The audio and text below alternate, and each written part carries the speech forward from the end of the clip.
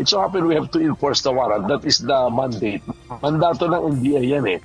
So doon sa mga nagsasalita na nagmamadali, at sa pag-aresto, kailangan namin gawin yun eh. Legal at naaayon sa batas.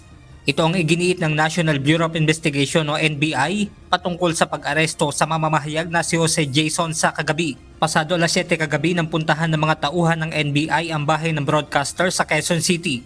Dito sinilbihan siya ng warrant of arrest para sa kasong unlawful use of means of publication at unlawful utterances in relation to Cybercrime Prevention Act of 2012. Bunsod ito ng umano'y pagpapakalat ng maling balita patungkol sa kalusugan ni Pangulong Ferdinand Marcos Jr. Kahapon po lumabas yung warrant, sinabi naman po natin lumabas ng 1 o'clock. Siyempre nagbiyahe pa, hinanap pa ilan po yung address na nakalagay sa kanya. Ginabot po ng gabi. Nagkataon na holiday ngayon, Sabado, Linggo, hindi naman po yata po pag-isipan dapat ng gano'n. Ano po.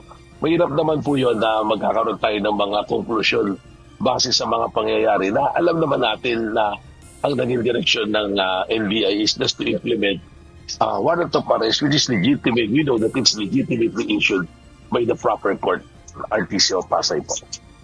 Sa kuha ng body-worn camera ng NBI, makikita ang pagkwestiyon ni Sonsa sa nakalagay sa warrant of arrest nito habang siya ay inaaresto ng mga operatiba. Non-bailable ba yung unlawful use? Kasi sabi kanina doon sa branch 118, no bail ka applicable ang Ayon sa NBI Director, diskresyon na umano ng korte kung hindi ito magpapataw ng piyansa kahit pa magaan lamang ang isang kaso. Hindi mo magagaan, discretion ng court kung magkano ibibigay na bail, kung bibigyan ba ng bail. At the end of the day, it's the court who will decide kung may bail ba o wala. So kami, we cannot inquire on the court. All we have to do is to enforce it. So ang gagawin natin yan, dadali natin yung return of warrant of arrest, i-report sa court na nasa custody na ng NBI ang si Mr. Jason sa. Dagdag pa ni Direktor Matibag, maaari naman maghain ng manifestasyon sa korte ang kampo ni Sonsa. Samantala sa isang pahayag, kinundena ng kanyang legal counsel na si Atty. Mark Tolentino ang umano'y timing sa ginawang pag-aresto ng NBI sa kanyang kliyente. Ayon kay Atty. Tolentino, ang pag-aresto ng NBI sa kanyang kliyente, isang araw bago ang holiday at long weekend, ay maaari nila magdulot ng seryosong alalahanin dahil hindi nila maitatanggi na napigilan itong makapagpiyansa agad. Nangangamba rin ito sa magiging kalagayan ng 71 years old na broadcaster.